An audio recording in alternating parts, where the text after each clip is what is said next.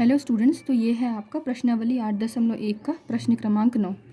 तो क्या लिखा है क्वेश्चन, त्रिभुज ABC में एक त्रिभुज ABC बनाना है जिसमें कोण B जो है वो समकोण है। तो समकोण का मतलब क्या होता है कि जिसका एक कोण जो है वो 90 अंश हो।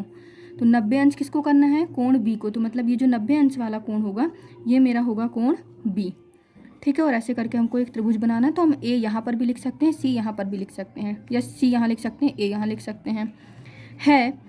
यदि tan a is equal to 1/√3। अब हमको यहाँ पर tan a की वैल्यू दी है 1/√3। तो अभी जब से हम 8.1 कर रहे हैं तब से हम क्या देख रहे हैं कि अगर हमको sin a, cos a, tan a, cot a, sec a, cos a के किसी की भी यहाँ पर वैल्यू दी रहती थी तो हमको वो क्या दिया रहता है, एक प्रकार से देखा जाए तो इसका फॉर्मूला हम लिखते हैं।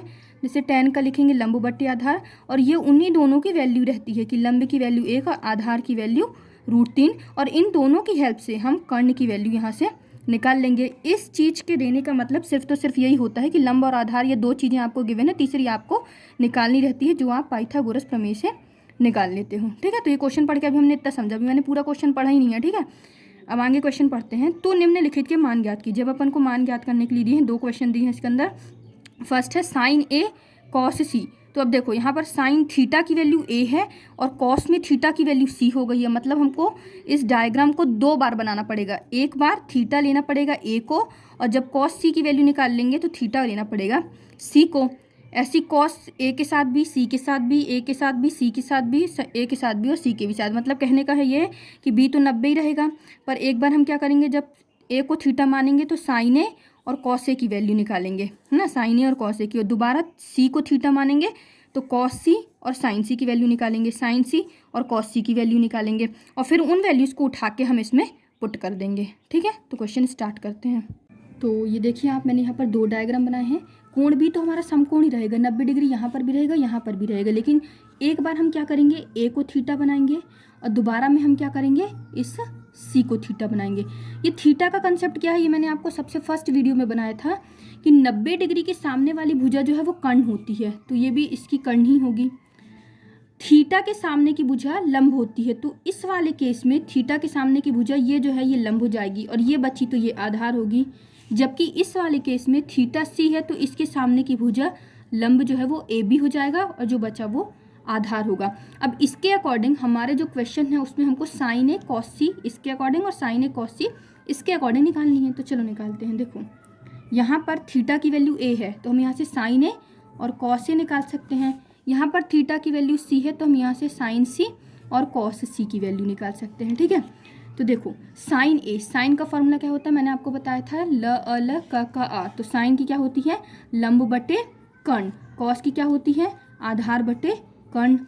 यहाँ पर भी साइन की होती है लंब बटे कर्ण, और कॉस की होगी आधार बटे कर्ण। देखो फॉर्मूला नहीं चेंज होगा, फॉर्मूला वही रहेगा, साइन का भी कॉस का भी, बस इस थीटा के अकॉर्डिंग ये लंब और आधार और कर्ण की वैल्यू जो है वो चेंज हो जाती हैं, ठीक है। तो अब हमको क्वेश्चन में क्या गिवन था, हमको क्वेश्चन में गिवन था tan a is equal to 1/√3। तो tan की वैल्यू मैंने आपको पहले भी बताया है, लंब बट्टे आधार इज इक्वल टू 1/√3।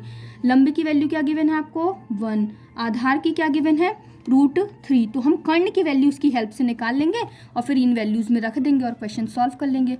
तो फर्स्ट टारगेट क्या है अपना, कर्ण की वैल्यू निकालना। कर्ण is equal to question mark. तो कर्ण की वैल्यू कैसे फाइंड करते हैं, किसी की भी दो वैल्यू दी हो आपको और थर्ड वैल्यू निकालनी हो तो पाइथागोरस प्रमेय से निकालते हैं। पाइथागोरस का प्रमेय क्या होता है, कर्ण का वर्ग इज इक्वल टू लंब का वर्ग प्लस आधार का वर्ग, है ना। तो कर्ण तो फाइंड करना है, लंब की वैल्यू है अपनी 1 का स्क्वायर प्लस आधार क्या है आपका √3 का स्क्वायर। तो 1 का स्क्वायर मतलब 1 × 1 प्लस √3 का स्क्वायर मतलब √3 × 3 लिख सकते हो आप, और या फिर इस स्क्वायर से रूट काट भी सकते हो, है ना। तो एक एकम एक होता है और इसका गुणा इसके साथ होता है तो 3 आता है, 3 में एक जोड़ते हैं तो 4 आता है।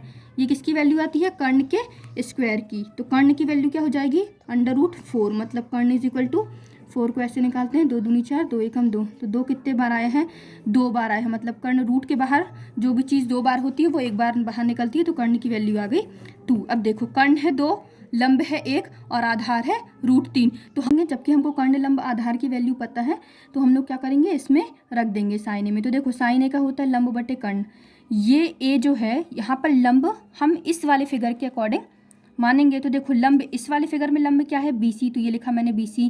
कर्ण क्या है AC, तो ये लिखा मैंने AC। cos A की वैल्यू आधार बटे कर्ण होती है, इसमें आधार क्या है AB, तो ये लिखा है, और कर्ण क्या है अपना AC, तो ये लिखा है। इस वाले फिगर में आए हम, तो इस वाले फिगर में sin C, लंब क्या है इस वाले फिगर में, लंब है अपना AB, तो ये लिखा है AB बटे कर्ण क्या है, इसमें कर्ण है आपका AC, तो ये लिखा है आपका AC। यहाँ पर क्या है, आधार की वैल्यू क्या है BC, तो ये लिखा है BC। कर्ण क्या है आपका AC, तो ये लिखा है AC। अब देखो हमने जो ये लंब, कर्ण और आधार निकाला है, ये हम किसी एक को प्रेफरेंस मान लेंगे कि कोई एक जो है वो बेसिक है। तो मान लीजिए मैं ये वाला मान लेती हूँ कि ये बेसिक स्ट्रक्चर है अपना, ठीक है। तो इसके अकॉर्डिंग जो कर्ण है वो क्या है, AC है, लंब क्या है अपना BC है, और आधार क्या है अपना AB है, ठीक है। इसके अकॉर्डिंग AC की वैल्यू है 2, BC मतलब लंब की वैल्यू क्या है अपनी, एक क्वेश्चन में गिवन थी, और आधार मतलब AB, इसकी वैल्यू क्या है अपन को √3, ये कहाँ गिवन है, क्वेश्चन में गिवन थी। अब इन वैल्यूज़ के अकॉर्डिंग हम इन वाली वैल्यूज़ में डाल देंगे। तो देखो BC की वैल्यू क्या है, 1 है, ये आ जाएगा BC 1। कर्ण AC क्या है अपना 2 है, तो ये आ गई आपकी 2। इस वाले फिगर की बात करें तो AB क्या है, AB है आपका √3 बटे AC तो कॉमन है 2।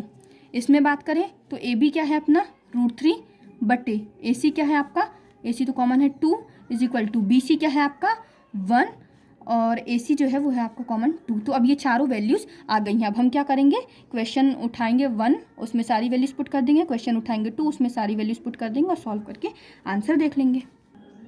तो देखो अपना फर्स्ट क्वेश्चन क्या है, sin A cos C plus cos A sin C। तो देखो sin A की वैल्यू हमने क्या निकाली है, sin A की वैल्यू हमने निकाली है 1/2। अब इन दोनों के बीच में कोई भी साइन नहीं लगा है, मतलब यहाँ पर क्या है, मल्टीप्लाई है। cos C की वैल्यू हमने क्या निकाली थी 1/2 प्लस cos A की वैल्यू हमने क्या निकाली है √3/2।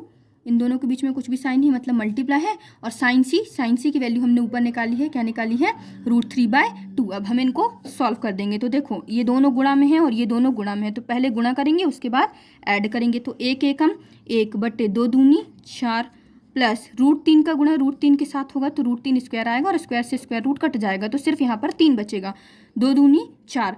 अब इसका क्या निकालना है एलसीएम। तो यहाँ पर भी 4 है, यहाँ पर भी 4 है। जब दोनों नंबर बराबर होते हैं तो एलसीएम में वही संख्या उतर जाती है, और ऊपर वाले भी वैसे के वैसे चिन्ह सहित उतर आते हैं। तो ये 1 की जगह पर 1, प्लस की जगह पर प्लस, और यहाँ पर ये 3 बचा है तो 3। तो 3 और 1 4 बटे में 4 है, 4 एकम 4, 4 एकम 4, तो बराबर में 1। मतलब इस वाले फर्स्ट वाले क्वेश्चन का आंसर आपका क्या आ गया है 1। अब हम क्या करेंगे सेकेंड वाला सॉल्व। तो ये वैल्यूज़ मैंने पीछे से देख कर लिख ली है ना, हमने भी फाइंड की थी। तो देखो cos A की वैल्यू क्या है √3/2। इन दोनों के बीच में कोई भी साइन नहीं, मतलब मल्टीप्लिकेशन है। cos C की वैल्यू क्या आई है 1/2, माइनस की प्लेस में माइनस।